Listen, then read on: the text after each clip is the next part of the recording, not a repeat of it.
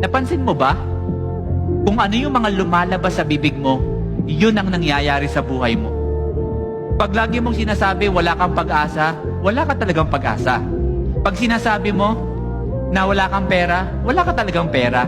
Pag lagi mong sinasabi na hindi ka nagagaling, hindi ka na talaga gagaling. Because sabi ng Biblia, the abundance of the heart, the mouth speaks. And I want you to know, hindi yun ang design natin. Kasi minsan, nakakalimutan natin yung identity natin, di ba? Ipapaalala ko lang kung sino ka. Anak ka ng Panginoon at malaki ang plano niya sa'yo. At ang gusto niya ay ikaw ay lumaban. So I want to pray for you as I end.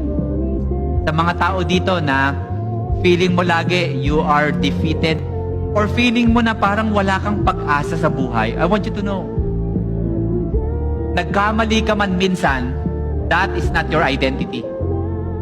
Yes, nadapa ka, pero that's not your identity because your identity comes from the Lord. At ang gusto niya ay ikaw ay lumaban.